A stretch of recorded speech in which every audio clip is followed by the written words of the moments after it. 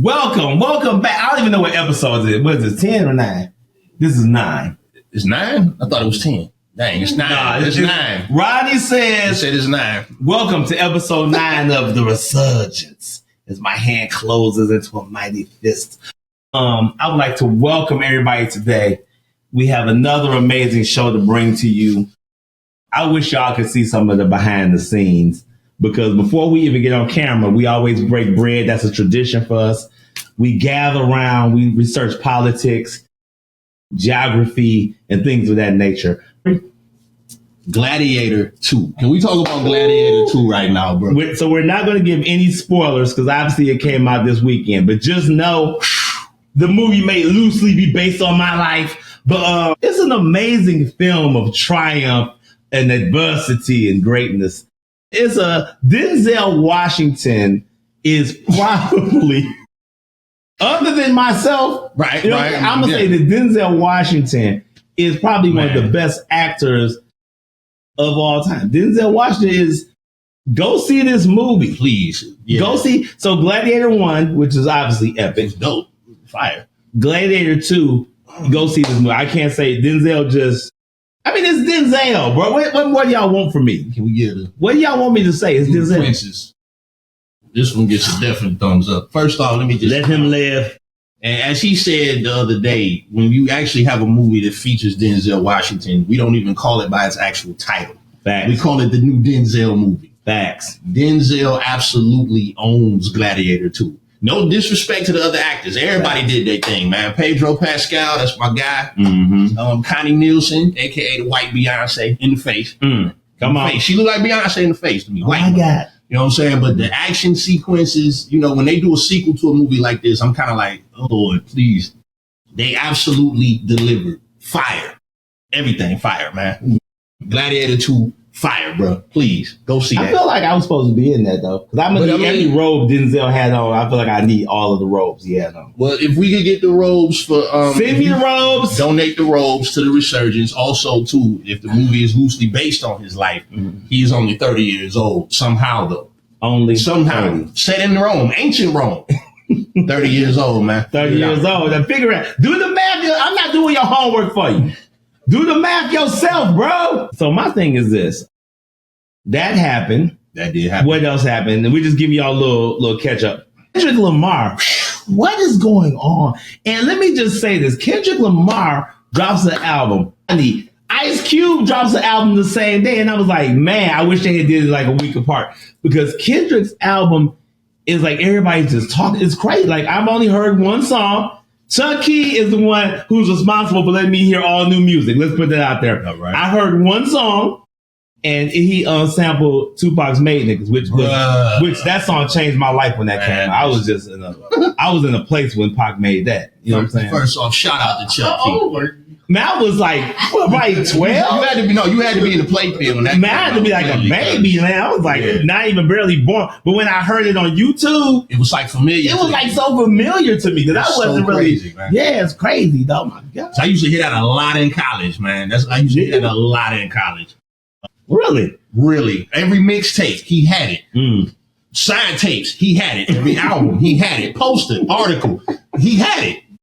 That's crazy, man. But you only 30 though, right? I wish I had been alive maybe to be in that time with you, bro. Yeah, that's so crazy. To experience like Tupac when he was actually alive. Yeah. Because me experiencing him after is like a whole nother thing. I wish I had been there with you in college, bro. And it's funny because you like one of the new cats that like understand Pac, even though you didn't actually live during his era. You was actually later on. Later on for me. It's just like, how you pick up a interesting book from the past. Right. And you realize, dang, this is so familiar to me. Like, if I had been there during that time, man, crazy, dog. And it's strange because there's a familiarity right here. It is. But only 30, though. That's nuts, man. 30. That's all it is. So, give me our best that I got. So that's the only, so far, I think the song is the only one that you've heard so far. That's the only one I've heard. I'm going to listen to the rest of it next week when we're going into Thanksgiving. Give thanks. Because your blasphemies have cost us too much already. Spartan wages no war at the time of the carnage. There'll be no war during Thanksgiving. There'll be no work either. No work. Because I ain't going. Yeah. So I want to thank y'all for coming out. Shout out to our sponsors. Shout out to the entire Outlaw family. You know what it is. The entire BDS crew. Yes, sir. What up? The entire Graceland crew. What up? Tune in. Can I add one more thing? Add something else. Vito don't care about this thing, but actually the Air Jordan 3 Black Cements released this Saturday. Classic shoe. Why you think I don't care about this? Because you don't care about that stuff. I'm a stellar athlete. You are a stellar athlete, but Jordans ain't really. You don't care about that, man. Plus, you wasn't alive. I missed the whole Jordan era, bro. Yeah, miss that. Yeah, but that is an iconic shoe. Brand new, updating, whole lot of different things they added to it. And actually, if you want, you can check out my sneaker review on Airlam on YouTube. AARLAM, all lowercase letters. Check it out. What a time to be alive when Jordan was playing. That had to be crazy. Man. I really wish that you had experienced that, man. I really do. I wish. What up, though, April? I see you.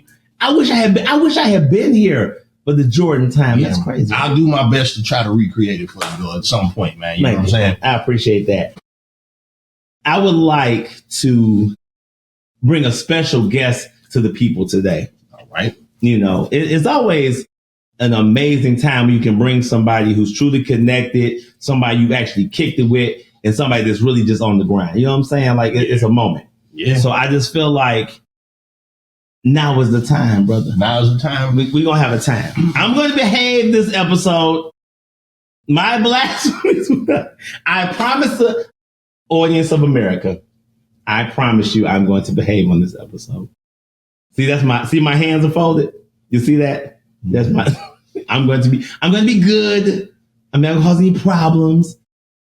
Any of that's going to happen. You sure about that? Mm-hmm. All right. Okay. I got insurance just in case, so don't worry about it because I know. You have the floor. All right. So actually, the brother that we're bringing out is the CEO and founder of Feed Your Neighborhood, which is a non-profit organization based right here in the beautiful city of Detroit, Michigan. Let's get it. Has 4 basic principles that add to it, which are food, housing, education, and can't do it without funding. So, yeah, we are ready to bring this brother out, man. Fantastic website. I did a lot of research and checked him out, man. The brother's thorough.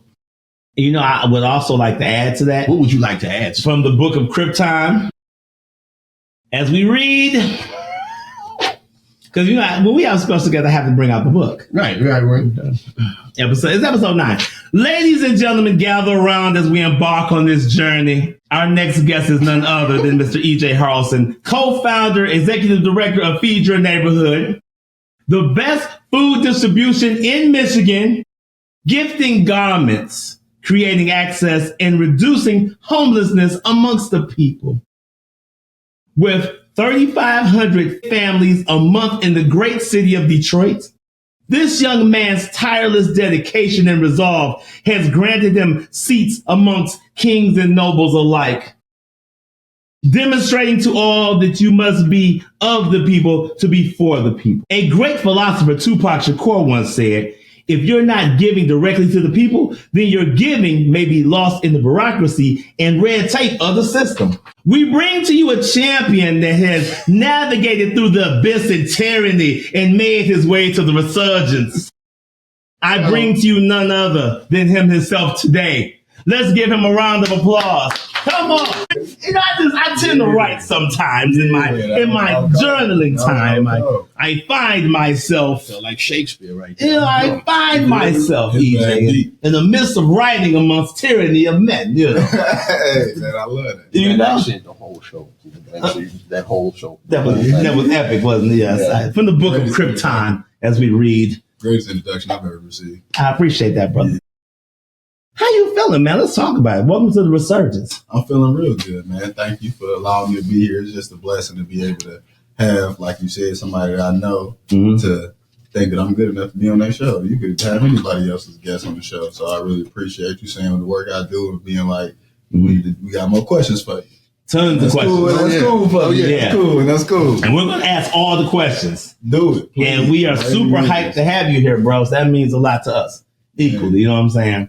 So you see how Shakespeare, you see I was right. I'm really like, I feel like we should knight this man. Like I should be kneeling as we do this. I don't know. You know what I'm saying? Yeah, especially when you're only 30. So you have to really be serious about education at 30 years old. That's crazy. because I learned about Shakespeare when I was 15, man. And we had a teacher named Coach Strunk. Really? He actually brought it. I almost wish you was there for that too, man. Man, I wish I had been in high school with you, bro. We might have been. Now that would have been crazy if we was in high school together. We would at the same time. That would be world crazy. changing. Might have been a resurgence. Man, It been a resurgence, you know what I'm saying? we could have been locker neighbors and everything. Probably. That would have been crazy. Crazy, right? EJ's on the show, brother. Okay, first of all, let's just get into it. Like, okay, tell us about Feed Your Neighborhood. I want to know all the aspects. I have several questions. I got questions from Detroit. I got questions from Las Vegas. I'm gonna do my best to get through all the questions, but we're gonna let you kick it. What is Feed Your Neighborhood? Feed Your Neighborhood comes with a lot of aspects. I don't know where you want me to look at, which camera you want me to look at. We got a great production going on over there. That would be. See, I like to talk to people, but if you want me to talk to a little plastic box, I can do that to you for sure. Okay. But so Feed Your Neighborhood, it covers a lot of aspects, but it honestly started with the vision of holism, vision of being holistic. With that being said, when I started, I was we was playing basketball in Wayne State. We did a community food drive, which we do every year. That all the sports teams do. They come together every year, make sandwiches, go to the local homeless shelters, pass out sandwiches and pass out other home goods, toiletries, things of that nature to different shelters or actually people on the street. When I was doing that, this is my third year playing basketball, red shirt of the year, which means I'm just kind of getting out of the fold. I'm a basketball second year person, college third year person. Mm-hmm. So, which means my basketball career is just getting started. But, my life career is also about to get started because I'm one year away from adultism, 1 year away from just living life. And so with that being said, we did a food drive. And we go to the COTS shelter on Cass. We go to the COTS shelter on Cass and we're passing out sandwiches. And my pops, which is the assistant basketball coach at the time, pulled me to the side and said, go say what's up to your auntie. So go say what's up to your auntie. I give her a couple sandwiches we got. Go say what's up to my auntie and my nephew who living at the homeless shelter at the time. Oh, wow. And after that, I decided that if I have access and because I knew how to buy a house, but I was playing basketball. Mm-hmm. So if I have access and resources to buy housing, get food, and get my people off the street, I don't need to be bouncing this ball. Mm. This is a sport to me. I always told my pops, I have fun playing basketball. Mm-hmm. This is something kind of serious for me. And so with that being said, in 2019, Feed Your Neighborhood was started. Oh, wow. Okay. So after that, I spent my first birthday, had my people collect and make 100 sandwiches so we can do the same thing that our college kids did, just me by myself. Mm-hmm. So I got a couple of my homies, we passed out 100 sandwiches. And by that time, 2020 COVID hit, the shelter closed down and I had no access or contact to my family. Wow. Who was in the shelter. So now the thing was to cast a wide net. Mm-hmm. If I'm able to cast a wide net and feed 1,000 people, one of them better be my auntie. And that's where the big aspect of Feed Your Neighborhood came from and where literal feeding your neighborhood, the name came from. It came from my people being in a spot where they ain't had nothing to eat or they ain't had nowhere to sleep. And it was time for somebody who loved them enough to pass out those resources or work hard enough to get those resources to give it to them. And that's where the foundation of Feed Your Neighborhood was born. After that, we fast forward 2020, 2021, 2022, a couple of years later, our organization grows. We start to get partnerships with Aldi, Forgotten Harvest, Gleaners. They say you're going to be passing out food, start passing out food. We start upping the numbers, going from 2,500 pounds of food to 5,000. And now we have 15,000 pounds of food every 2 weeks. So 30,000 a month. 30,000 a month. Yeah. It's a lot of food. So, and it's a lot of people who need to eat. And that's really the big thing. My giving is only negated by the need. Right. I don't get food that I don't give away. All 30,000 of it is gone. So what's really the issue here? Is it the food desert that's in our city? Is it the fact that our family can't get fresh produce and that my grandparents may have died at a younger age because of not being able to get fresh food, fruits and vegetables and have a longevity and live longer, because that happens over time. If you only can go to Family Dollar for the next 20 years, I don't expect you to live for 40. No, yeah, that's not going to happen. Yeah, just simple math. And so with that being said, that's what got me started on the organization aspect and putting actual groups and community behind it. Because at first it was just me and my people, you know, right. But now we need to figure out and see what other aspects need to change. I know automatically it's education and housing because my people was homeless. My people was homeless, make housing a priority. But if I can't give them food, they have no place to store it. Right. So I can't do a turkey drive. They have no oven. We do hot plates. So when it comes to education, I might not be able to educate the parents, but I can damn sure educate the kids. Mm-hmm.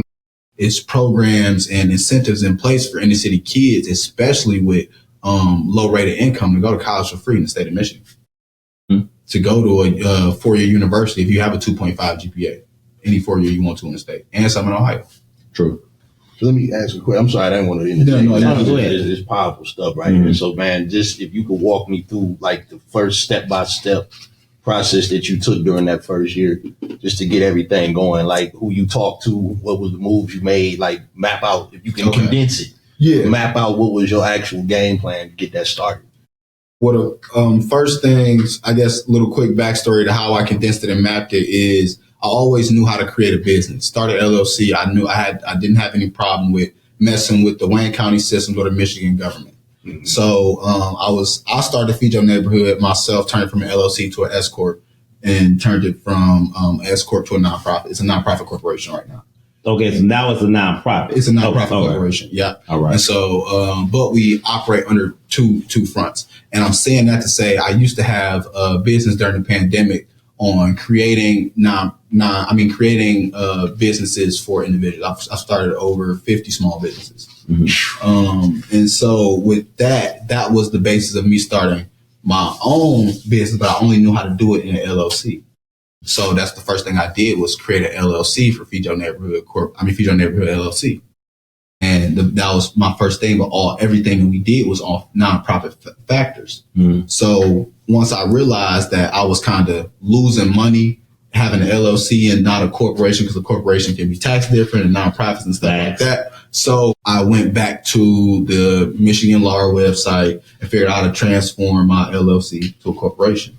Mm-hmm. Once we were able to do that, we also partnered with a fiduciary or older nonprofit because they have history and standing, which allows for better backing and grant building and network building. Because it's like, okay, now my nonprofit I have a big brother or a big sister in the game that's 20, 30 years old with good standing and nonprofitness. Mm-hmm. So with that being said, everything that I do is vouched for by them. Okay. And when that happens, it allows me to go and get bigger funding and go and mess with bigger groups and get organizations like Forgotten Harvest and Gleaners. Mm-hmm. That came from our fiduciary. Because they're like, hey, you've been here for 20 years, but you guys Feed Your Neighborhood. Our fiduciary is called Refuge Place. Okay. And so what they normally do is take women or young girls from battered situations or alternative situations and give them housing and give them a better outlook and provide college opportunities and scholarships and things of that nature for them. Mm-hmm. So they're our fiduciary. And we provide the food for their housing and stuff like that, food for the people that whoever they're involved with, and also housing for them. That's a part of our transitional housing. So whenever we get done fixing and building a house, that house, a company or a nonprofit like Refuge Place will call and be like, hey, we have a young lady or a family. She has 2-3 kids and they need a place to stay. We have $1,500 a month. Do you have a place for 3 bedrooms? And I want to get into the housing because we got a question from Vegas. It's 2 things you just said. I thought he just answered both of those questions right there. Yeah. I was like, wait a minute. It's the same thing that happened last week. That did. It was like, okay. Because I got 2 questions from Vegas that we're going to get back right into that. Okay. And so we got the backstory. It's a huge program because obviously, I'm out and I just give money on the street. But, it's like it's such a vast need. And you kind of, I think a lot of times wonder, like, where do you even start? You know what I'm saying? Yeah, like, where do you? That's what I was asking. Yeah. Because and it's weird because in America we're having an abundance of food. Like I see people waste tons of food, and it's so interesting having this show because I always think back as my laptop times out. I always think back that I used to be in Oklahoma every summer. I was never actually in Detroit as a child, which explains my other job. But well, you know, my other job where I cattle rustle and do all that things of that nature. But that's neither here nor there. Yeah. But, you know, in Oklahoma, my grandpa one time, so I know we got in the, so, you know, your grandparents let you do anything you want. Oh. Sorry, Mom, but they did. Your grandparents let you just live it up. So every day, hamburgers, fries, roasted chicken. For those who don't know, Oklahoma has amazing roasted chicken. Roasted chicken, fries every day, pop candy. It's my grandpa. I'm doing whatever. So one day he's like, come on, get dressed. We about to go eat. So I'm thinking we about to go. There's a place in Oklahoma called, used to be called Brahms Hamburgers. Used to love it. So I'm getting dressed. I'm hyped. So we pull up to like a shelter. I'm like, what we doing there? I'm like, oh, maybe we picking somebody up. So we go in. He's okay, get in this line. So I'm like, they give me a tray. I'm like, what is that? So we sit down and we eat in the homeless shelter. And I was like, he never said nothing. We ate there. He's like, you like your food? I'm like, it's all right. So I was like, well, why are we here? Grandpa, he's like, oh, you'll learn. And he never told me why. He never said why we're there. But when I became a man, I understood. He wanted me to see everybody's not living like this. Yeah. So he wanted to put me in it. Because there's nothing like being in it to be, especially for a boy to see it. It's like, oh, everybody's not eating hamburgers and roasted chicken. As much as your life. Yeah. So that was huge for me. That was a huge moment of growing up. And then also when I pulled up at the gas station, which I'm at often, to see somebody actually eat out of a trash can. I saw somebody take a slice of pizza, bro, and actually eat it in front of me. And I was on the phone complaining about something. I was like, I don't know who I was arguing to. They was complaining about something. I instantly stopped complaining. Cause I was like, wow. Yeah, think about Kobe. Yeah. Facts. Facts. I'll just say this. It's been, I went to college for mass media communications. And it's like he said, it's like you come home and you see certain things, like probably one of the coldest days in Michigan. And then you just see brothers outside under the freeway passes. And it's like, bro, come on. You know, we have a city, like a country that's just abundant with so many things, and yet these people just don't have access to it. Or either they, you know, some may not go, or maybe because they just don't know. But it's just weird, like the last 15 years of my life has been people. You know what I'm saying? Like, and I tell him all the time, like, it's bigger than me. It's bigger than us. It's like, this was something that absolutely had to happen for my eyes to be open to what is important. And that's why I wanted to ask you, like, what was your step-by-step process? Because like he said, it's, you see one or two here or there that you want to help out, but then it's like, yeah, it's a mass problem. So what steps could be taken to get you want to get everybody? Right. So, and that's a great question. In order to answer that, bro, you start off small. Honestly, I started off with my family, my friends, you know what I'm saying, people that I was involved with in the community, and outside of the paperwork aspect, it was really just a phone call. The first day I did it, I made a phone call to my people, said I need 80 lunches. To get made, I'm about to pass them out in the community. And I literally did the same thing by myself that Wayne State did.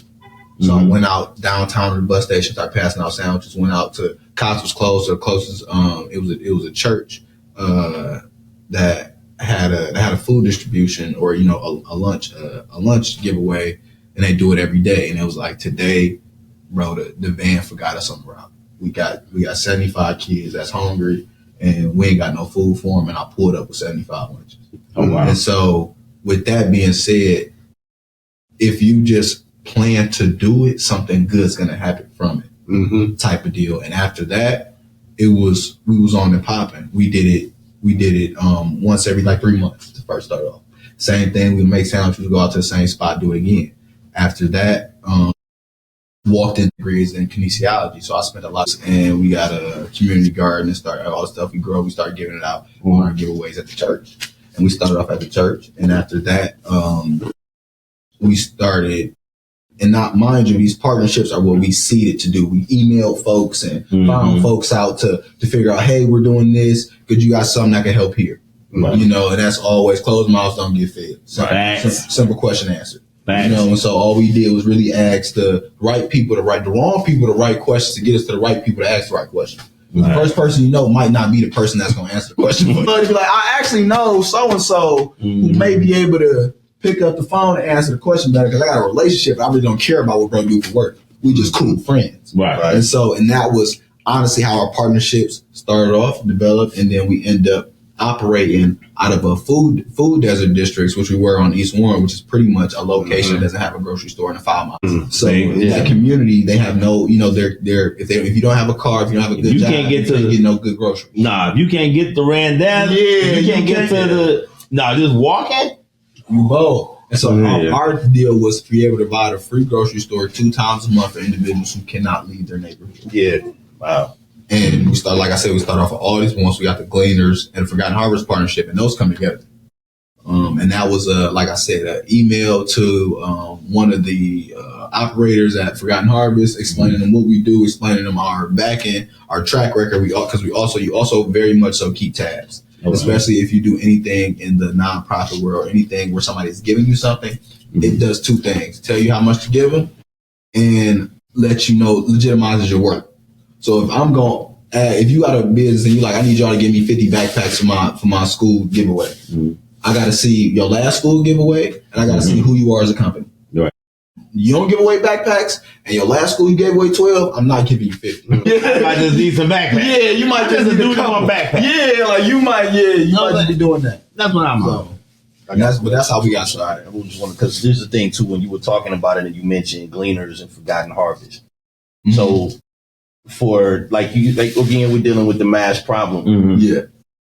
Why don't these groups just merge as one instead of I get it, the whole need. You got Forgotten Harvest, you have Gleaners, you got Feed Your Neighborhood. But would you think it would be better if all these groups just unified into one force to actually help this? Or do you think it's better as separate entities that may do certain things different than the other? To answer your question on 2 parts, no, I don't think it's better.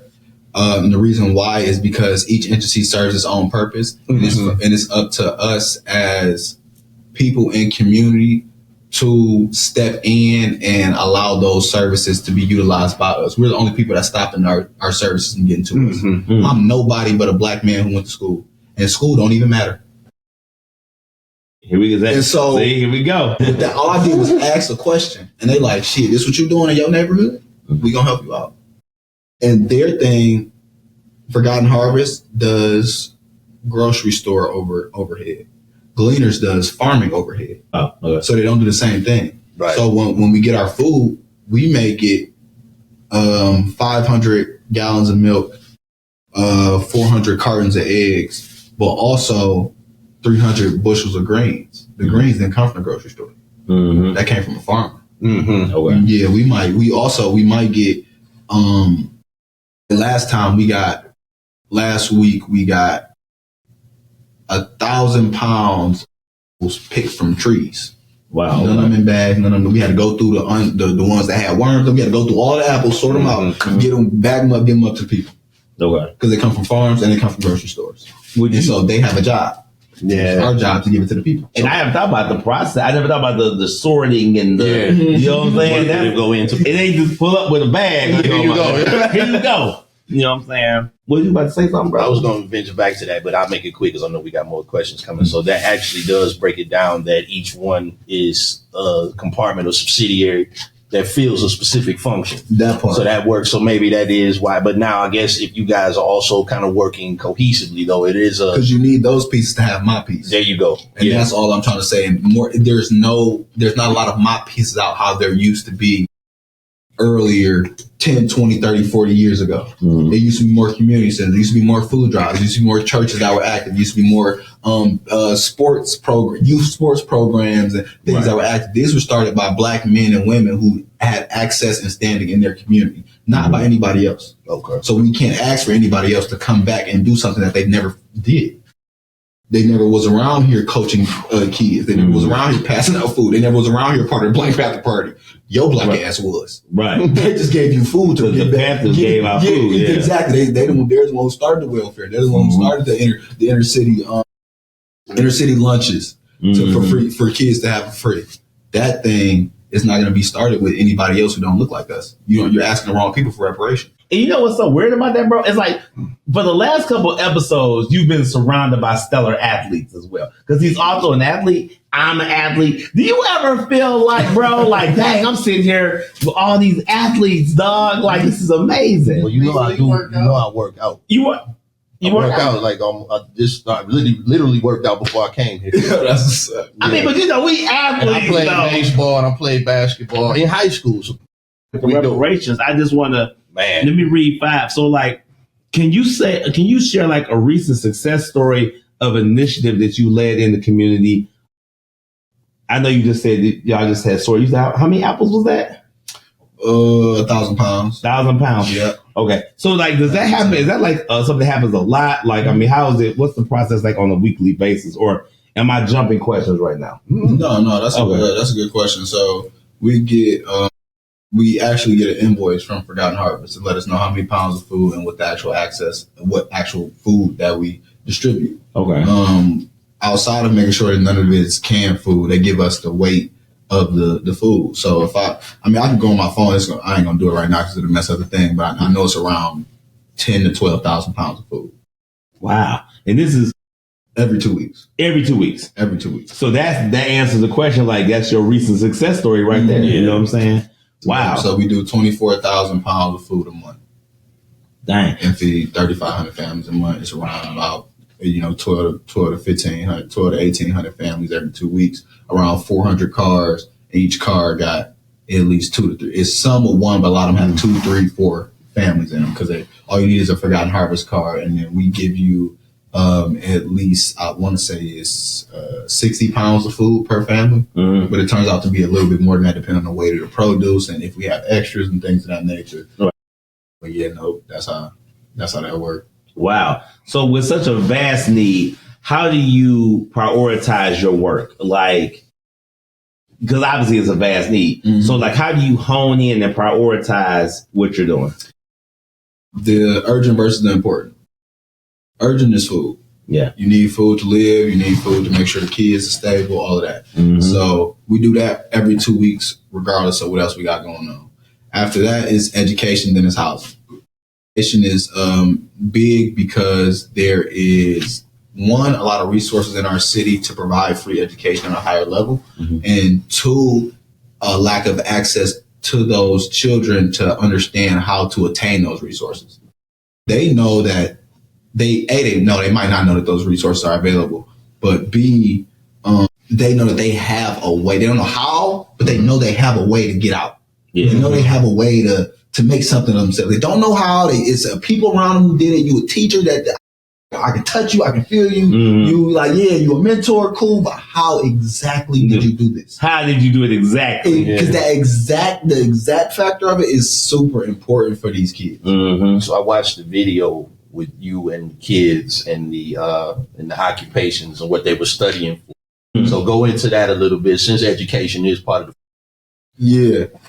So with that being said, the occupations with the kids. So what he's talking about for people who don't know is last year I ran a summer camp where I gave 5 scholarships to 5 inner city kids and taught them how to get a tip scholarship, get inner city scholarships in order to go to college for as less money as possible and ultimately free. And kind of showed them the avenues of why you need to start taking your grades serious. A lot of the kids in our camp and a lot of the kids in the city, they know or they don't know that grades are serious. But if they do know that grades are serious, they don't know why. They just, mm-hmm. It depends on what the mindset of the kid who wants it. Mm-hmm. That's all it is. He's either gonna want a loft downtown next to the river, or he's gonna want to own his own home wherever the heck that's gonna be at. Mm-hmm. On 10, 20, 30 acres, or to have a stable in the community, whatever it is. And that's the big thing when it comes to a lot of the development of the kids. A lot of the stuff that we're talking about here is mm-hmm. There's a lack of connection. There's a lack of connection and realism when it comes to how exactly do I attain that lifestyle. Because they see it on TV. Exactly. But how do I get it though? Yeah. How do it touch it? How can it touch me? What did you do, sir, to get to this level that I can listen to you and be like, follow these 4 steps, bro, you'll be straight. And a lot of that comes from family. So if your family dynamic is rocky or in trauma. Mm-hmm. And even if it's intact, a lot of them never went to the next level. Right. So you're asking kids, how do I get a free college scholarship when their mama never went to college? You're telling them to apply for a Detroit Promise when their mom or father never applied for a Detroit Promise. They don't know how to apply for a FAFSA. They don't know how to apply for a promise. I'm gonna try not to get on education because I had to recently step away from it after 15 years. Yeah. That's another story entirely. But you know, the part of it that you just said too, and you touched on it as well. The family dynamic is one aspect, but then the microwave mindset is seen by what's on TV. Like you said, what's on TV? What is this? They don't show you the work process that went into it. They show you before and after. Yeah. So, but no, he and I talked about that all the time, that there's so much microwave mentality with dealing with a lot of these kids. They see it and they want it, but they have no idea how to obtain it or even work towards getting it. You know what I'm saying? And me and him, I came up in that generation of work ethic, and then he came up in a similar thing 20-something years later. About 20 years later. About 20, good 20. All that matters is who was teaching. There we go. That's leading me on to the point. That's my same thing. And I stopped playing basketball my junior year of college and built my own house. Wow. Because I told my pops that, like I said, my pops is the coach. So now when I quit basketball, you got to quit to your dad. I don't got to quit to a coach. That's it's a little bit different. You know what I'm saying? So when I'm talking to my pops and I'm telling him like, hey, dog, I'm not about to go to the league. I'm not about to go overseas. And if I do, where I'm at right now in basketball, and I mean school-wise, I mean exposure-wise, I'm not going to be able to get a bag like that. It's going to be easier and better and more and have more longevity for me to stop playing now and learn how to fix my own house. Because I'll be able to do that for the next 15, 20 years. True. And get paid regardless of a skill set. And that's what the mental shift happened in, because I was around some OGs who worked to become great. Then just, have a talent and get great. You know what I'm saying? A lot of you ain't blessed like that. Even if you is, that might not get you there. That's fact. You're going to have to have some hands and work for something. That was what I was going to ask. Like, did you feel like if you made it to the league, because I was under the impression you were in that position, you get to that point where you're in the NBA, you have that financial backing. Now your organization has the funding and financial backing to be probably more of a global thing. And I was just wondering, were you still, what you said, you stepped away from ball, or you still? Yeah, and that's, so 2 questions. I probably wouldn't have had the organization if I was still hooping as hard. Okay. There it is. So because it got started because of what was lacking in basketball. If I was so focused on hooping and becoming a 1,000-point scorer and doing all this and with the ball in my hands, I might have just annexed Auntie. I might have just been like, this is just life. You feel me? But since I got so much time to think, I got so much time to ponder on what's going on. Right. I can't give myself what do this ball really mean? And white man made this ball. But this black woman is hurting. Cooking. So what am I doing? I'm about to crack. I'm about to see. Look, I know he was gonna cook this early. I'm about to open the bottle. I'm gonna open the champagne now, Rodney, because I feel like we already at the championship. I feel like we already at the championship right now. You know what I'm saying? While I'm watching my family suffer, aren't we all? Exactly. What am I really doing? Who am I really helping? What am I really serving? Because it's just a dream that honestly was put onto us in our neighborhood, in our community. You either gonna sell dope or play ball to get up out the hood. Because you're looking for a way out. I'm playing ball right now. I'm making it, but my people couldn't do either. So what am I really doing? Let me ask this question since we here as I open this championship bottle. I do your thing. I hear motivations. I hear inspiration. I hear dedication. And we all have these people. Who is your inspiration? Who inspires you? Because this is activism. You know what I'm saying? Yeah. So what has inspired you? I can hear the Black Panther in you. I hear the Tupac Shakur. I hear it. You know what I'm saying? Because I know what it is. Yeah. I hear it. Who inspires you? And also, what inspires you? Because I hear it. I hear the spirit. For sure. Wow! Oh, You have! I heard that too. Yeah, do your thing. Do your thing. That was...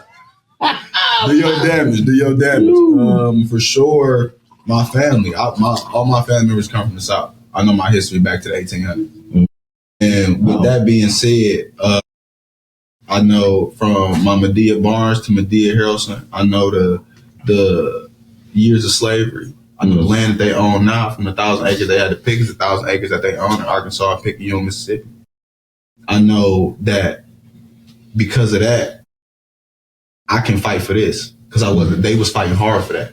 Right. My great grandmother had to walk backwards and wipe the floor, so the white man and the white woman didn't have a inclination or a footprint of a black woman in their house. Wow. You see that? Walked backwards and cleaned up the floors, and also made biscuits for 14 kids because he needed kids to raise the fields. Because he needed sharecroppers for this 1,000 acres. True. We don't even get paid 10%, but I also had a grandfather who put dirt in his cotton bag because he'd rather get and did it twice and got in line twice because he was short. Because he'd rather get beat or risk getting beat and killed and have his mama go starve. Right. So with that child who raised my father and raised me, I can go feed some kids. Ain't shit. I can go feed some black babies now. Right. So that knowledge, did that come from? Cause me and my mom talked about, like, I wish people, even though we weren't allowed to read and write, I wish someone had wrote down some kind of way to keep that. My great grandmother wrote it in the Bible.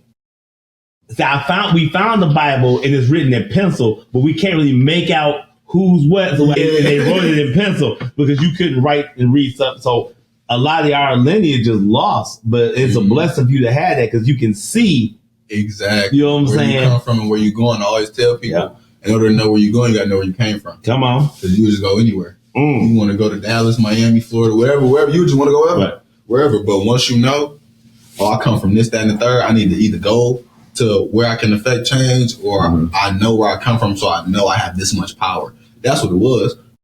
My grandfather picked cotton, both of them. My mom's side and my daddy's side. My grandfather, at the age of 6, ran from Bassville, Mississippi to Picayune, Mississippi. And the field he was running from, he used to lynch people all across the world. He ran at 6 years old. He ran, and I know because when I was 7 years old, I was watching people get killed and being in dice games. So I know it. Well, you ain't got to be no baby. You got to be no real kid to go through nothing. Yeah. You can run at the age of 7. True. What you running from? What you running towards? And so those stories is what kind of helped me and shaped me to who I am today. So that's what kind of has honed what we have here in front of us today. Because this is activism. What challenges would you say that you face right now? Like, what's the misconceptions people have? Because people be thinking they see stuff and they're like, oh, well, it must be like this. What would you say is a misconception, or what challenges do you face being an activist right now?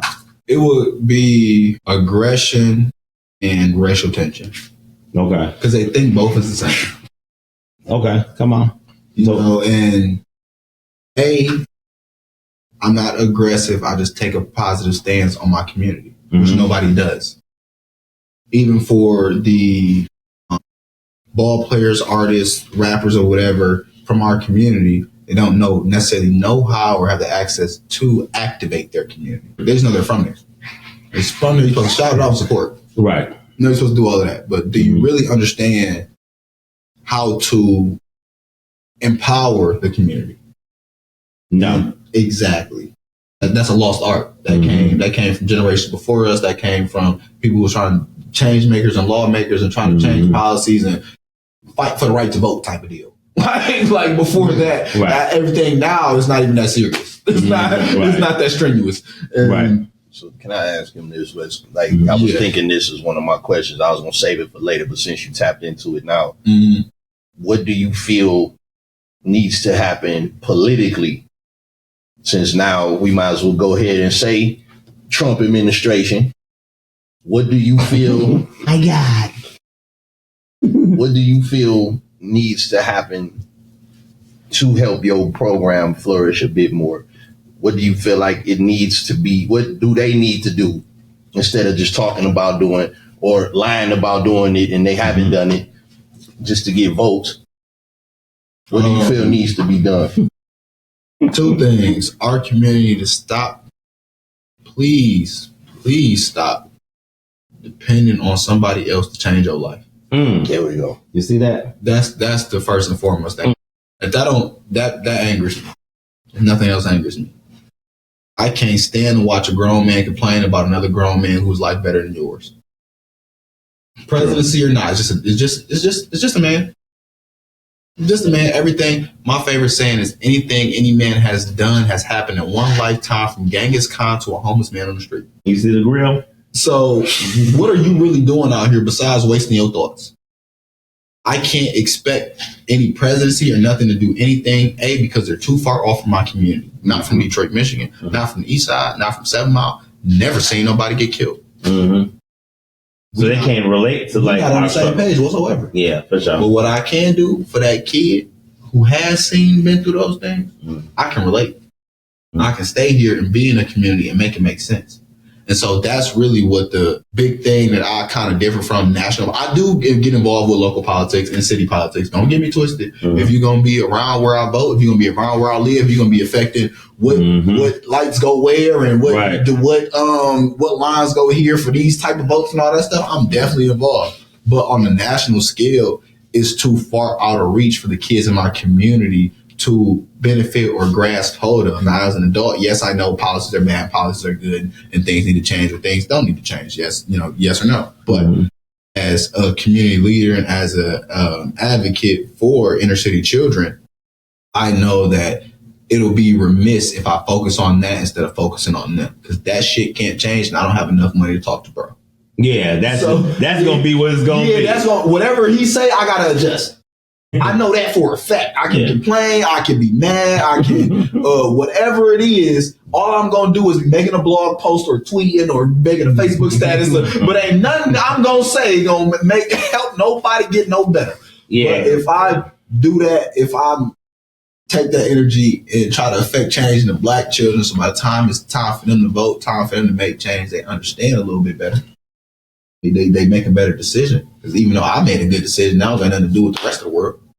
Well, let me tag a question on with that and our viewers. Thank you guys for rocking with us and riding in. We appreciate you, man. We got Feed Your Neighborhood. First of all, the stove is out because they're both just cooking. You know what I'm saying? I'm just coming through. I'm just servicing good libations.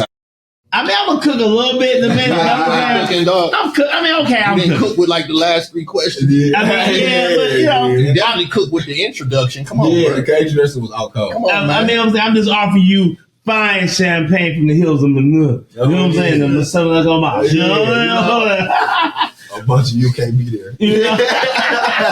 So let me ask this question: what do you see as the most urgent issue facing the black community right now today? Because I feel we're on that street. Yeah. I feel we're on that street. I'm going to ask you again. What do you see as the most urgent issue facing the black community today?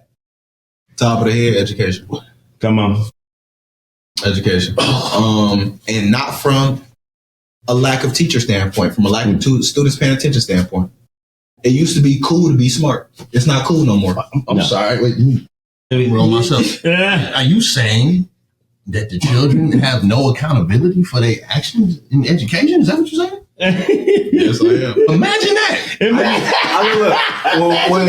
When I was going to school, and it wasn't forever ago, because this shift happened really quickly. Me too. And it was happening while we was in school, and you always had that group of people who I don't care about school. Cool, but the stance on the not necessarily lack of education, but the lack of how cool it is the problem. It used to be cool as hell to be smart. It used to be cool as hell to be multi-anything. If I could play football, play basketball, and have a 3.5, I'm the best nigga at this school. You unstoppable right now. I'm the best person you ever met, bro. Can't nobody shut him down. Exactly. That's not a thing no more. These kids go dunk a basketball, go score a touchdown, and get a 2-2 in the classroom. And what are you doing? But then they'll brag about how they dunked on the dude. And nobody, because it used to be, people used to tell you, like, you know that don't matter, right? People used to tap you and be like, you know that don't matter, right? Like, you know, your coach ain't gonna call you and let you out 3.0. Like, then they don't, I don't know if it's that they don't do it or the kids not listening, because I'm not that deep into the school system, so I'm not even gonna disrespect people who are talking and telling them the things they need to hear. I'm a disrespectful. Yeah, so they might not be saying it. Because you let me know, because I don't want to speak with Miss. I'm not in the school. I'm trying not to say this. I don't want to disrupt the time. This man. I would just say that somehow through some type of magic time portal, he has been in education for a very long time. Long enough that matter. That's all that is. I have never worked in education. You never worked in education? No, I've only done cattle rustling. So now this is okay. So what was the first job? Well, we'll get to my first job later. I've never done So okay, not to throw off the really. This is amazing, by the way. But my job that I have, and my brother and Rodney always giving me a hard time. And we've hung out, EJ, so you might know this. You do know I'm actually a cattle rustler for the Michigan Livestock Association. I'm actually a real life cowboy. Yeah, no, that makes sense. When I seen your stature and the way you move, it made so much sense. I didn't want to put that on you, because that's crazy work to be like a black man as a cattle wrestler. But but you say it though. Yeah, you feel me? Like when you say it out loud and I hear it, I ain't gonna deny him. But you see, so my thing is, like, a lot of times I come here, I do the show. And my brother, he has like Cinnabon. Now, I don't eat Cinnabons, because when you rustling cattle, you gotta be in amazing shape. Plus, I'm a stellar athlete, so I don't have the luxury to eat Cinnabons for breakfast like some people here. But those that do. When I'm cattle rustling and wrangling, good cattle. Like, it's funny. You said you had how many apples was it? You said 1,000 pounds. Let me tell you something though. We had about 500 cattle come through here. Deal with that. Yeah. I'm about 20 miles outside Tulsa. Yep. I'm about 20 miles outside Tulsa. 500 cattle. Let me tell you something. 500 cattle. That's a real. It's farmer. Different days. Real farmer. So farmer, right? Let me tell you something. Early morning, when most of these guys are asleep, Rodney's like, 5 a.m. I'm waking up. I'm up already. I'm up, plate of biscuits, eggs, sausage. I'm eating. These guys are in the bed, clearly. I'm up 5 a.m. My foot is landing on good American soil. And 5 a.m. before the chickens is up, I'm up. You know what I'm saying? Wrangling. I'm just saying, I'm up. Or me. I'm not trying to point no fingers over there. Like my ear was hurting just I'm just saying, I'm up, bro. You can relate to this. I'm up early. You're an athlete, much as myself. So we be up early. I'm up early. 500 cattle come in. I'm 20 miles outside Tulsa. Right. About 100 of them get loose. Pen comes out the gate. Now I have a coworker named Jimmy. Jimmy leaves the pen often out. He just forgets to pen the gate. So cattle running. Luckily, 80 of the cattle turned back hindsight and they ran back in the fence. But 20 of them, they free and clear. Like this. They're like that, bro. Yeah, they gone. Me, myself, by myself, bro. Horse and saddle.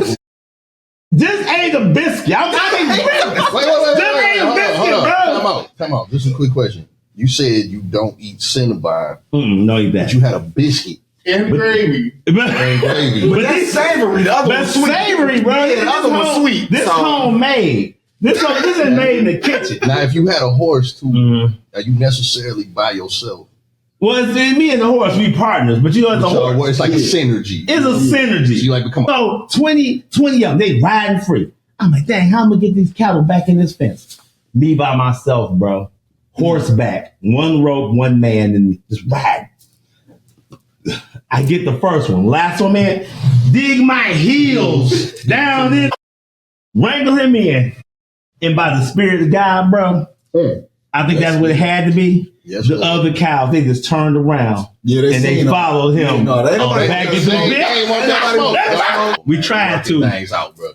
So I'm just saying, it feels good to have somebody else who's also an athlete sitting next to me, bro. That is no disrespect to my brother. Yeah, it's amazing. He's never seen it, clearly. He like them westerns. Yeah, from back in the day. So he gonna sit in the crib and watch westerns all day. So I mean, to tap in with him, I'm trying to tap into the western. I mean, he ain't here no more. So but have you ever seen Yellow? No, we either get. So again, we also athletes together. Yeah. I also have never seen Yellowstone either. I've never seen it, people. Episode. Never in my life. That stuff, bro. Because I live it.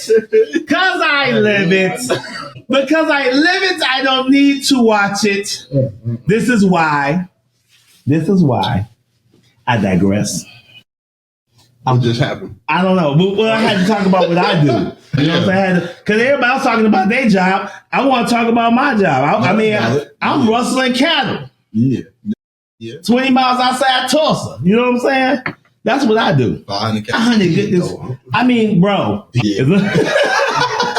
It's a lot going on. If we could go back. just a tad bit. All the way back. All the way back.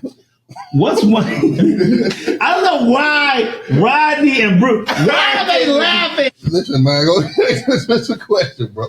I don't know. Look. If we could go back. If you could go back and give yourself a piece of advice when you first started, what would it be? Tough question. You come cooking though, right? Yeah, little. That's a tough question. Thought I was back at it. Give myself advice. Going back would be stay the course. Stay the course. A lot of times, me personally, I get distracted because the mission is it sounds so vast to everybody else, but it really is small when it comes to the actual pinpoints of the things that you got to do to make vast changes. In order to make a city level change, just talk to a council member, which is one phone call. But if you think about it as a vast change, you'll psych yourself out. Yeah. You make it bigger. You'll make it bigger than it is. Yep. And so a lot of my younger advice would be to myself, because it would just be to stay the course. Don't deviate from the plan. Mm-hmm. Don't be messing too hard with too many people. Don't be doing too much that's outside of the things that's going to keep you positive, keep you thoughtful, and keep you sane. Whether it's coaching, being around, I guess, influencing younger kids, 'cause that's just happened when you coach, but whatever you're doing in that aspect, or educating or mentor a lot of people. Wow. And you can't be tired of meeting people, because it's kids who need to meet you. Ooh. It's people who you ain't seen yet that can't wait to see you. So if you're tired of meeting people, they not going to see you. They're not going to be able to you can't tell them how to get a Detroit Power Scholarship because you're so tired of meeting people. So with that being said, it'll open my eyes, I guess my mindset up a little bit to that aspect. So that's what I would give myself. Just be consistent and be open-minded in that aspect, so you don't know who you will meet and how to be helpful. How to be, even, and this is my first time being on anybody's show doing a podcast. Are you serious? Yeah. What? Championship, we done popped the ball already. I'm shook. You see this was the first time. You ain't I came on the heat. I want you that quick I was on the heat. This is EJ's first time on the show. Come on. Somebody give him the key. Bruce, give him the keys on one to the right now. Give him the keys. Because the stuff you just dropped, like flat out, bro, I feel beat the hell up by amazingness right now. Like, give him the keys, Bruce. Give him the keys. Give him the keys on my. But this truck been outside. You got the key already. This truck been outside for a week, and you just not telling me about it. Give him the keys. Here, give him the keys to the front. Why don't you let him walk in? Why don't you let him walk in, Bruce? This is ridiculous. What the hell just happened? But yeah, I'm gonna go ahead and give you all this cash, though, brother. You talking cash right now. I appreciate you. This is EJ's first time on the show. This is the spot, bro. This is everything that he said. Wow. Cooking. Yeah. Full grilling. We got questions from Las Vegas. Okay. Shout out to Las Vegas, the fighting city of Las Vegas, Nevada. One of my favorite places to vacation and just bask in the glory that is Las Vegas. Man. And I'm not just saying that because the Luxor's there and the grand mighty Sphinx that sits so eloquently under the sun as the sun cascades down upon the Sphinx. And we look at it in its glory and might. I'm not biased, but my thing is this. Coming from Las Vegas, Nevada, we have questions. And actually, I'm going to go back to the beginning of the interview because that ties into what we were talking about. He said, shout out to my club, TD Simmons. Appreciate you. He said, what are the benefits of leading a nonprofit organization? Influence, networking, community. Those are the three biggest benefits. Wow. Influence, networking, community. Epic.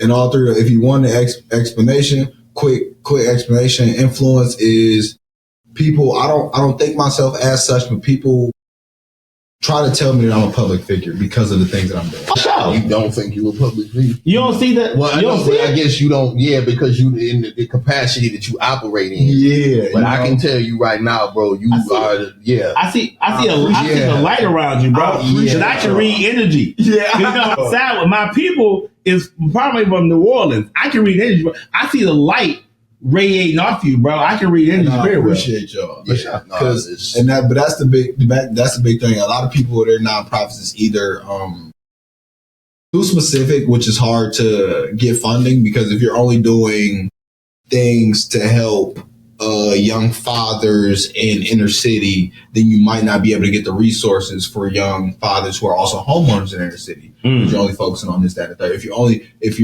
If there are only resources available for young mothers with these stipulations, then because they don't have resources for every young mother. So if you got to have these three things. You got to have low income. You got to have this, that, and the third. And so if you don't have those stipulations, you won't be able to help these people.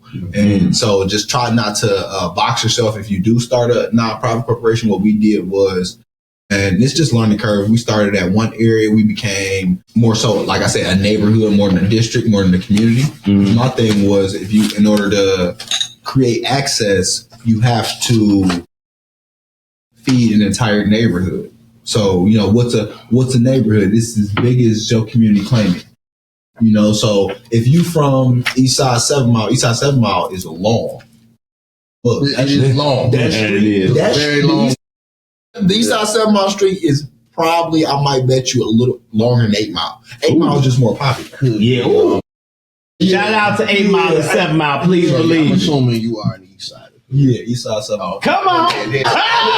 It's all Detroit love. Oh, we got money on the east side. We got money. And I love my West Side brothers. It's all love, though, child. I love my West Side brothers for sure. I love my West Side brothers. It's something about the East, bro. What's on right now? It's like 3 East Side cats sitting on the couch. I mean, no disrespect to we love the West Side brothers. Okay. Yeah. So after that, right now I live on Foreham. That's live on Foreham. So that's my main roots of operation. I noticed I know we got some West Siders in the building. Right? Yeah. And I'm noticing like some side conversation going on. Y'all can't see what's going on in the background. Let me ask this question. This is also, we still from Las Vegas. How can we, and this is going to go back to what we touched on earlier. Okay. How can we decrease the amount of food deserts in the Black and brown communities? Food deserts is really a thing. More community implementation because all the grocery stores and community has never been owned by big box stores. You hear what he just said, though? I mean, I was right next to him. So. Yeah, I'm just checking for the people. Make sure Bruce is listening. So our big thing with community food deserts is we never have the ownership of the store. Yeah, either inclusive. So ownership of the store, ownership in community.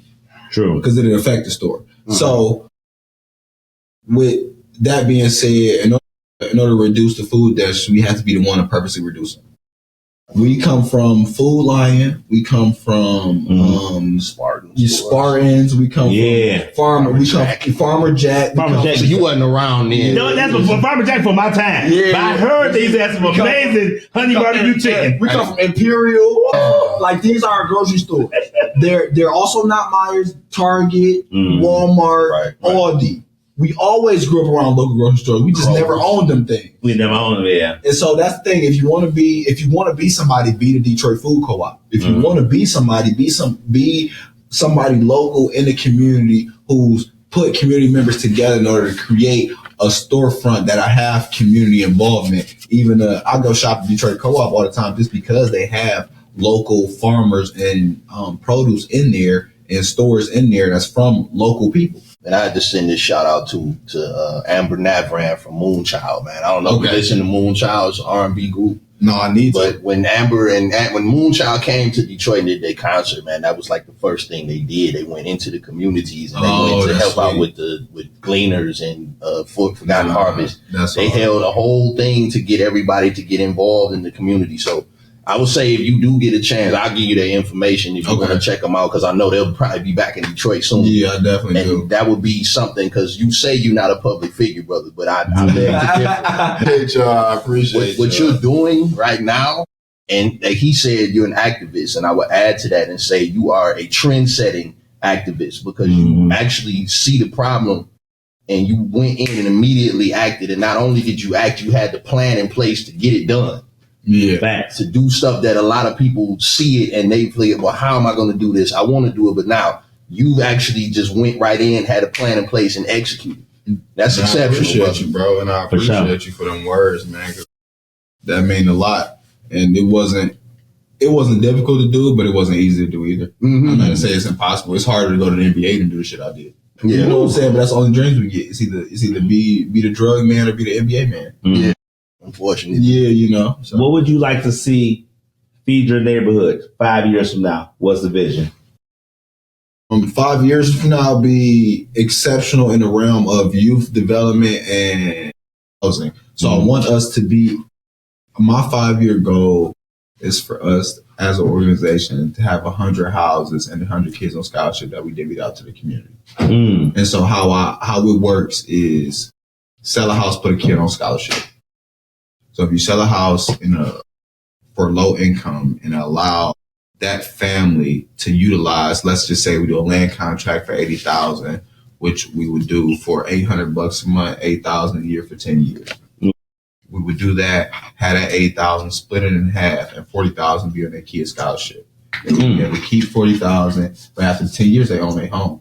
So now they can build longevity and wealth in their home. And that's the premise of Feed Your Neighborhood in its entirety, to be able to use government resources to fix, fund, and rehab vacant houses and provide it for inner city young adults, because it's more qualified young adults in the inner city of Detroit than it is housing in the inner city of Detroit. Let me tell you what we're going to need. You're going to have to come back to the resurgence, bro. Yeah. You're going to have to come back. You going to have to do a part 2. The invite. Yeah.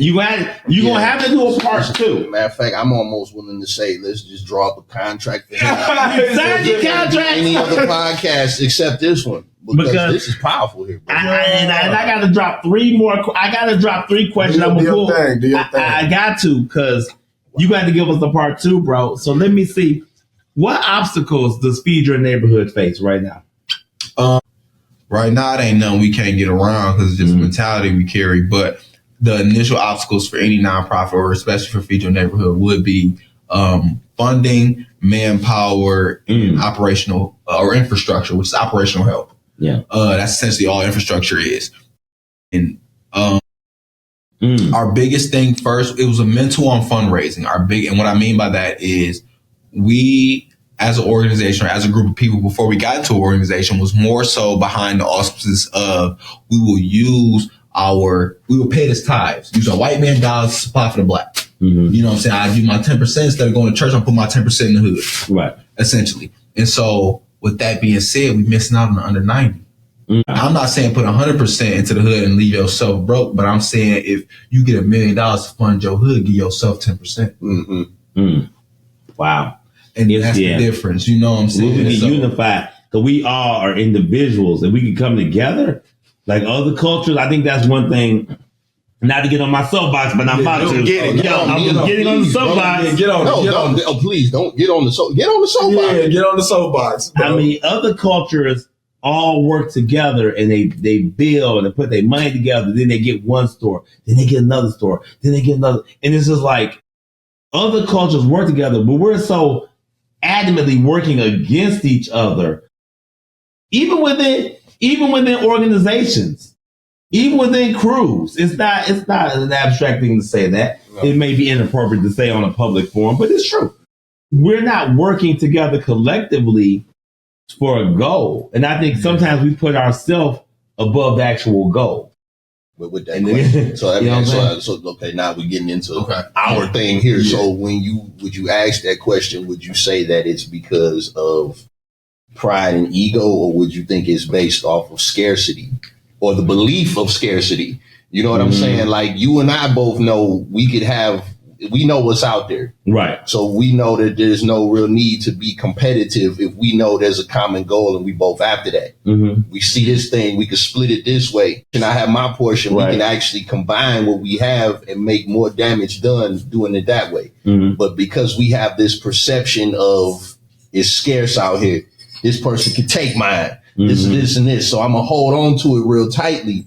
But when you're holding on to it tightly, you're not benefiting anybody because you're helping and keeping it to yourself. That part. So do you think it's more based off of pride and ego, or do you think it's based off of the perception of scarcity? I think it's the perception of the slave narrative, only one of us can make it. I think it's the slave thing about how we've been emasculated. I think it's our lack of community. I think it's our lack of compassion for each other. My thing is, I should always want to see my brother do good. Bottom line. Period. You know what I'm saying? But I should always want to see my brother do good, whether it's my brother or somebody, a younger brother I'm mentoring. I always want them to do good. And it's a thing like in our culture, I just feel like we're missing the connection. Because we're a tribal people. Mm-hmm. Because all gangs is a tribe. That's the only thing it is. Fraternities is a tribe. Literally. Your friends it's a tribe. So I think that jealousy is the main factor. I think that if you're jealous of your brother, I think that you don't want to see him do well. And I think jealousy is the true root of evil. I never really believed that money was the root of all evil. I believe that jealousy is the root of all evil, because money move money different. Yeah. If you give a good person money, they'll do good things. They're gonna do some bad things. Yeah, they're gonna hire a killer or something. Because money is just a tool. It just gives you access. It's currency. It gives you access to be some places you generally would not be able to be. And I think that as a black man in America, that if you could support your brothers and want to see them uplifted to their highest potential, you know what I'm saying, then I think that's the greater good of man.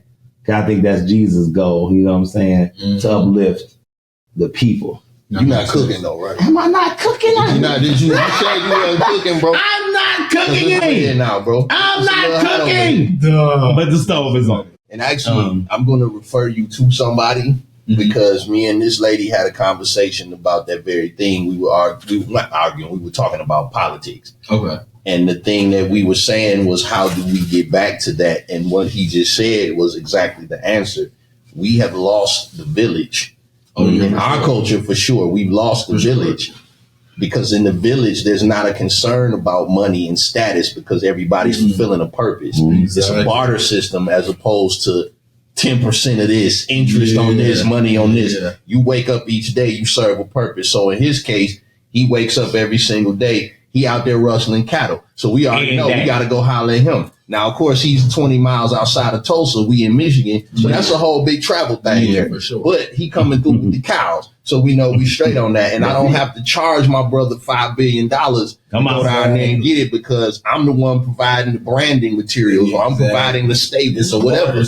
There we go. But there's no greed. There's no corruption, which, as you stated, leads to jealousy. Same assets. We don't have to be competing with each other. But, who am I though? And also with that, as we cook, I want to give this brother the opportunity. I'm on 5 different cameras right now. I want to give EJ the opportunity. If someone wants to support Feed Your Neighborhood, brother, now this is the part right here, people. If somebody wants, and we need y'all to support Feed Your Neighborhood. I appreciate it. I'm going to turn the camera. He's going to tell us right now, what's the best way to support Feed Your Neighborhood? The best way to support Feed Your Neighborhood, like I said, our 3 aspects come 3 ways. So you can either volunteer, You know, you can come out actually outside and see what it is you will be potentially spending your money for or donating to. I think it's best to see what any organization is actually doing in their community, because my big basis and the frontier of why I started was to give a platform for artists and athletes to give back to the community that they're from and know it'll be beneficial to that community. A lot of times, they have access to money, but don't really have access a way to give it off. And we need those tax write-offs as businessmen and also community. It would be to straight up donate. It would be to straight up donate. You go to feedyourneighborhood and donate. Again, feedyourneighborhood.org, and you can go donate and check out all the programs we got from our summer youth development program, from our community housing program, from our eco hood program we are starting. We got a partnership with the Department of Energy and also FEMA to create an eco-friendly neighborhood, starting off with one pilot house of turning a regular vacant property into a property that has solar panels, heat pumps, energy efficiency appliances, anything, sub pumps, anything that if a flood happens, if any natural disaster occurs, it will still be able to be sustainable because of the nature that's around it, remiss of the fact that a natural disaster happens. So because a natural disaster happened and your power's out for 3 days, solar panels and the sun will make sure that you have power for 3 days. So what are you really complaining about? And it's funny because I also get my energy from Earth Sun. Yeah. I actually charge when I reach out. When y'all see me on Facebook reaching like this gear is fire. First, check out the gear. I appreciate y'all. Man. So the people that don't understand, the olive green pants, bro, fire, dog. That's one of my favorite colors, man. So, and that's our big thing is we want to be what we like to call is walking billboards. We want to be able to have all the individuals who support and connect with Feed Your Neighborhood, whether on the college level, whether on the community level, whether on the teacher level, whatever level you're on, if you're able to wear Feed Your Neighborhood, because it's a statement piece. It's a statement when you read it. Feed your neighborhood. So when somebody see it on your shirt, it's not another brand that they actually already know and associate with already, because you will know what True Religion is. You will know what what every other brand is when you see the logo. So you don't have to ask questions about it. You know how much it costs. You kind of know how much it costs. The price range of it, you kind of know already. You got an idea. You got an idea. You got an idea about what bro sporting type of time and so. And I made that a part of the organization and created a brand behind it because I wanted you to be able to say, oh no, I spent this hoodie to feed a family in Detroit, Michigan. Every hoodie and pair of pants you sell feed either 1, 2, or 3 families in Detroit. What? I will be on that website. So when you spend, when you spend a certain amount of money on whatever clothes you got, it'll be 2 things: a tax write-off because it's a nonprofit, and B, the actual money will be going towards the family. So if you spend let's say if you buy a sweatsuit for $160, you get a hoodie and a pair of pants. Right. You get a hoodie and a pair of pants. That $160 is the price for groceries for 3 weeks. So the price for groceries for 3 weeks, and that goes to a family that we'll give them groceries for 3 weeks. But we didn't give them groceries for 3 weeks. You did. We just were the middleman. You're right. We just the middleman. You the one who bought it for $80. You want taxes. Yeah. We do. As a culture, we do not understand tax. I'm going to be honest. When I tell you that if you spend $80 with me, in 6 months, you can turn around and tell the IRS, because we're a nonprofit, we're a fiduciary, we're a company that you can report to the IRS. You can tell the IRS that, hey, I spent $80 to Feed Your Neighborhood, and they're going to reimburse you on your tax return because you donated to a nonprofit. I'm spending $1,000 at Feed Your Neighborhood. I like Bruce Wayne pulling the bread out. I'm just going to throw $1,000 at Feed Your Neighborhood. We're gonna make it. We got the guns up. Yeah, we're going to make it. That's that thing. So let me ask this question though, while we on topic. And now this is what we asked. So we asked our brother Chuck Key the same question last week. Shout out to Chuck Key. Shout out to Chuck Key. My man. Shout out to Chuck Key. The guy. I almost feel like he should be here. Yeah, it'd be great if he was here. Yeah. Let me ask you a question. If your activism work had a theme song, what would it be? And we'll give you a bonus if you can hum it. Come on. Oh, that's super tough. Isn't that I don't play games. When I read questions. I would have to. I don't play games when I read questions for it. I would have to listen to the song for real to give me a stance on it, because I don't want to say it or hum it wrong. But to give it a rapper or a category, it'll be somebody more classic. My outlook comes from Tupac, Brenda's Having a Baby. Come on. You better talk that talk. You better say that. Because that's really what our life is. You better say that. We try to deny it. We try to not to explain it. But my auntie, Brenda had a baby.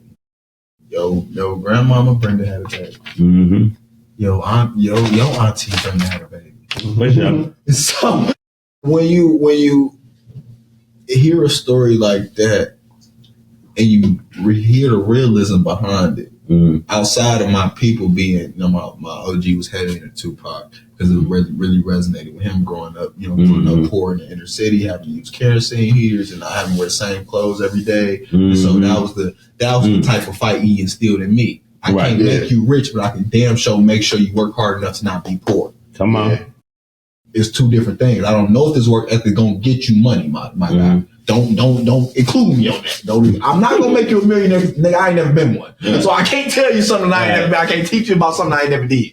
But what I can do is explain to you that I know how to work hard enough to not be that. Because Tupac said he would just spark the brain. There we go. There goes there. Tupac is and was a black leader. You know what I'm saying? Yeah. So for him to see the power of Tupac Shakur, even now, him planting those seeds. You know what I'm saying? It's the inspiration. You know what I'm saying? It's a championship. A song though, I would definitely say Kendrick Lamar, How Much a Dollar Really Costs. Ooh. I think that would be the one that spots. That's what I'm feeling like. You hear this, Rodney? I listen to that when I get into the car. Yeah, that's Kendrick's album is just it's bananas, bro. My favorite track is Luther right now. The new joint, man. I gotta listen to the new. I gotta listen to the new album, but I honestly ain't been on no conscious, no election, no community thing that isn't based around the inner city development of black children. I feel that because even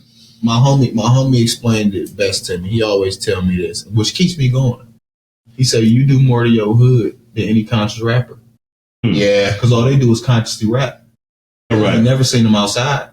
True. Yeah, I ain't never seen them on the block. If as much positivity that they're putting out on the music, because we need that. Let me not act like that's not important. We definitely need that because these kids be listening to crazy stuff and going to do anything. Right. We don't want that to happen. So I really would rather listen to Kendrick, to Nipsey, but an individual aspect. Be like a lot of these cats. That's where they stop at. They go there and they go raise their kids and they make sure that they straight. But you're the only person that I really know that's going to be out in the community giving out. You feed 30,000 families a year.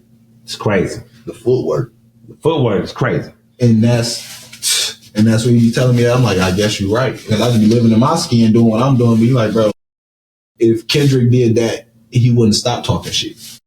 And it's crazy. But, you know what I'm saying? Like, we got Feed Your Neighborhood here for those who are just tuning in. His first podcast. First podcast on the Resurgence Show.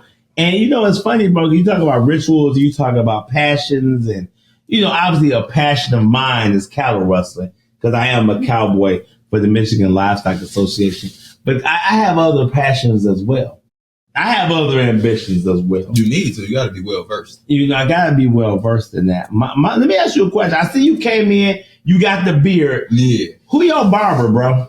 I've been cutting my own hair since I was in 3rd grade. You cut your own hair. That is crazy. I've been cutting my own hair since I was in 3rd grade. My pops taught me how to cut my own hair. Because we can't need another man for nothing, baby. Man, but let's say you didn't want to cut your own hair. Now, Rodney is here. Let's say you didn't want to cut your own hair and you just wanted to relax and you would go to the shop. Let somebody ask that. I mean, what you think about that, bro? Because I feel like everybody needs to be able to relax in the barber chair, get their hair cut, and it not be a thing. You're right. But honestly, I ain't been steered right because my mom used to own it. She used to do hair. She used to own the shop. We got so much in common, bro. We got so much in common, bro. So like once my OG barber retired, it was time for me to get my head in the game. You know what I'm saying? Put my stuff together. And my pop's always been cutting his own hair, cut my OG hair, cut my granddad hair. And so he taught me how to cut my own hair. What? So you actually you cut hair? Yeah, I was cutting hair in college. That's so you actually cut cut hair. So you got clients that you can say that you cut their hair before. Yeah, for sure. I got homies who call me the night before prom. You still cut hair? I got homies who call me the night before weddings. Do you still cut hair now? Yeah, emergency haircut. Yeah. I'm so glad you here, bro. I'm so glad you here, dog. Because I know people that cut hair. Man. They cut hair.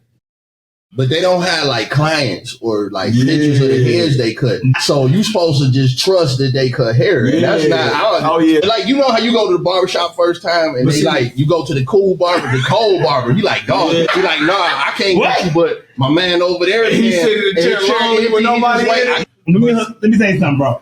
Now, there's a thing, right? Because now you say you've been cutting your own hair. Yeah. What if I told you, bro, I'm also a barber? What that was supposed to mean to me?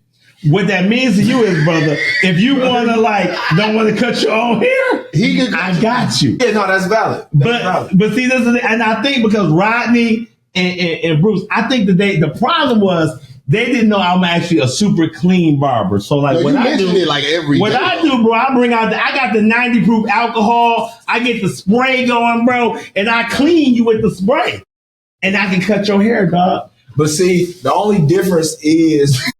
For somebody like me, because I've been cutting my own hair my own life, right? I know my hairline. But let me tell you something. I know it as well, too. Yeah, I don't think you don't know it. Right. But I've been looking at my junk since 8 years old. But look, so that's going to be more critical. When I look at that top left corner, I'm like, dang, you pay too much attention to this corner. You know what's crazy, too, though, is that, like, it's Hennessy on the table, and I'm sipping champagne, but I smell a lot of alcohol right now. We are clean. Bro, I want you to chill. Because you here on the... EJ is here on the Resurgence. Don't y'all want to see EJ get a haircut? No. Y'all love EJ to get a haircut? Come here, dog. Let me say something. No, I got you. Hey, he's not touching nothing on my hair right now. Let me see something, bro. Hold on, lean in. Bro. Let me go over here, man. Now, I got the guard, bro. I got that better be a fire guard. That ain't a thick guard. I got you. I'm about to get the beard, y'all. Bruce, look at that. No, I'm good, bro. Let me... But, huh? All right. Now I'm a barber. Yeah, now I'm a barber. Put that down. I want to go. Everybody tuned in. I'm cutting down the show. Everybody understand? Huh? Get me on the side. Line me up right here. Line me up on the side. I knew it was with the Clippers, dog. We cutting hair. Okay. This dude crazy. I'm cutting hair on the Resurgence. EJ is in the building. Man, we cutting hair. Bruce Wayne got my look. I'm a clean barber. Look at that. He's a clean boy. Let the man cut your kid. Let me cut your hair. Let me cut your hair. Man, nothing to it but to do it. Okay. I don't think that's why he asked him. But what? That's our man. When are you free for haircuts though? Because okay, never. Let me tell you. Hold on. I got the rag. Clean it. Clean the bit. Do your thing. I'm about to clean my clippers off. Yeah, do your thing. I'm the barber. Come on. No, I'm still. Rub. Yeah, I'm cutting my own hair until I can't cut no more. Who unplugged? Rodney unplugged my juice. Plug me back in. Let me. They said a little fade on the side. A little fade in. Bro. No, that's funny. We cleaning. Look, I'm a clean barber. If you need haircuts, call me at 313-312-0398. Also, email the Resurgence at theresurgenceshow@yahoo.com. The Resurgence Show at yahoo.com. That be those phone. Don't call this man's phone. Don't call my phone. Don't call his phone, bro. Don't call me. But listen, please send somebody to let him cut their hair. Send somebody to cut. His whole career depends on this one haircut. Everything please send somebody in. Everything is weighed in. Please let Jimmy is a freestyle person where he don't really get haircuts. But we can't even get Jimmy to do the penny round of business. I don't think he can sit still during the haircut. I need y'all to call in now to the Resurgence to get your haircut. EJ has been saying a lot of real shit around. I just put that there, dude. Let me tell you something right now. I gave EJ's got the gun. EJ got a gun. That's my daily life. EJ got a gun. Let me tell you something. If you want your hair cut, call into the Resurgence, email us, and I'm going to come cut your hair. EJ has a money gun. Anything can happen right now. And also not a money gun. And also not a money gun. Well, boom. Right here. I don't know what camera we're I'm about to say on which also. So what we're doing now, bro, and shout out to all our former guests. We do have something new for you today. Okay. We have something special.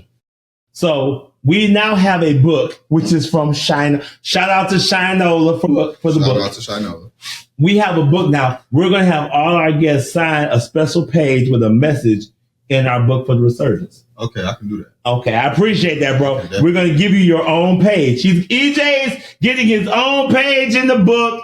First time on the show. First time on the podcast talk show. Come on. Let's give a round of applause. Shout out to EJ in the building. My thing, he's going to come back again. He's going to give us part 2. I'm cutting his hair. Anything can happen. Somebody plug me back out. Yes. I need to be... Who unplugged my... Who unplugged me? I was ready to cut hair, bro. I wasn't ready to get my hair cut, so I'm so glad it was unplugged. And I appreciate all y'all for unplugging. The clippers, plug into the show, don't unplug into the, you feel me? Don't plug into the haircut. I was an unlicensed barber for about 5 seconds. So feed your neighborhood. We're going to have this brother come back to the show again. We're going to give you a part 2. Please. Just know that it's coming soon. My God, it's coming soon. Check us out. Tune in. Where we at right now? Answering all questions. Let me ask one question too. How, if for somebody that's interested in volunteering, come on for you, do they go through feedyourneighborhood.org to get the information on how to volunteer? If you want to just drop that information now to let them know if that's what they need to do or what they need to do. For sure. So in order to volunteer with us, you can go to feedyourneighborhood.org or you can go to whatever volunteer opportunities that you see on our flyers on Instagram. We offer free and open community volunteering, and we don't need nothing too crazy. We just need name and email to let you know when the next time and opportunities for you to want to volunteer. And if you would like to just pull up and show up and let us know that you're volunteering, you can do that as well. We are open and inclusive to community. So yeah, he back there. We open and conducive to community. So if you just like to volunteer, seeing what we did today, and I've been through a lot of traumatic situations in my life, so this doesn't bother me whatsoever. Right now, like no, this is not till you see somebody lose their life to get gun violence. You'll be fine with this. Your hair grows back, not bodies. So what we want. So I ain't never seen a soul grow back. So, and if you would like to volunteer and be a part of Feed Your Neighborhood, you can look up any volunteering opportunity that we have that you'll see on our flyers on our Instagram, or check out our website, or contact us through our website. And it'll always go to our personal emails. And I'd hit you back directly if you really trying to volunteer with us. It don't make me no difference. It's really just a small organization.